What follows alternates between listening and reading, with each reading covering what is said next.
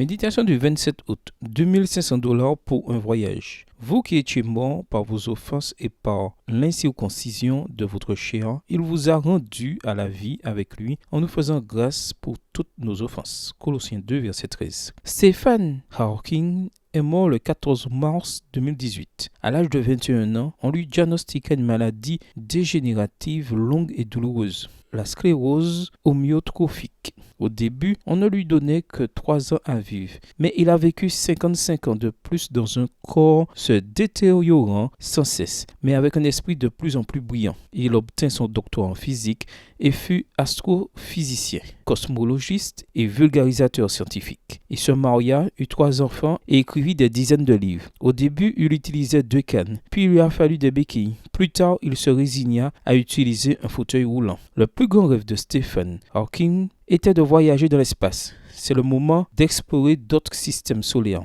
L'expansion pourrait être la seule chose qui nous sauve de nous-mêmes. Je suis convaincu que les humains ont besoin de quitter la Terre, a-t-il déclaré. Hawking aspirait à voler dans l'espace. Il réussit en partie à réaliser ce rêve, bien qu'il n'ait jamais voyagé dans l'espace. Le 26 avril 2007 fut un jour glorieux pour lui. Il réussit à se libérer du fauteuil roulant dans lequel il était confiné depuis des décennies en raison de sa maladie et fit un vol de 2 heures à bord d'un Boeing 727-200 adapté pour l'occasion, de Zero Gravity Core. Pendant 120 minutes, Hawking a expérimenté la pesanteur. Ce vol a coûté $250,000. Hawking rêvait et projetait d'aller vivre dans l'espace et d'y amener l'humanité. Il désirait le faire, mais il n'a pas pu. Heureusement qu'il y a quelqu'un d'autre qui veut et qui peut. Nous qui étions morts par nos fautes, il nous a rendus à la vie avec le Christ. Éphésiens 2, verset 5. Les prophéties bibliques s'accomplissent inexorablement. Inexorablement. Les nations s'étaient irrité, ta colère est venue, ainsi que le temps de juger les morts, de récompenser tes serviteurs les prophètes, les saints et ceux qui craignent ton nom, les petits et les grands, et de détruire ceux qui détruisent la terre. Apocalypse 11, verset 18. Lorsque le Seigneur reviendra, tous les trésors de l'univers seront ouverts devant les rachetés de Dieu, dégagés des entraves de la mortalité. Ils seront emportés en un vol inlassable vers les mondes lointains qui ont frémi au spectacle des misères humaines et entonné des chants de joie chaque fois qu'ils apprenaient le salut d'un pécheur. Les élus verront sans voile les gloires de l'espace infini, constellé de soleils et de systèmes planétaires, parcourant avec ordre leurs orbites autour du trône de la divinité. Extrait du livre La tragédie des siècles, chapitre 42, page 594. Le maître de la physique des étoiles, du cosmos et de l'univers a signé sa promesse avec son propre sang. L'heure de départ est très proche. Le voyage est payé et ce n'est pas pour une courte durée, c'est pour l'éternité. Bonne journée à vous et que le Seigneur vous bénisse.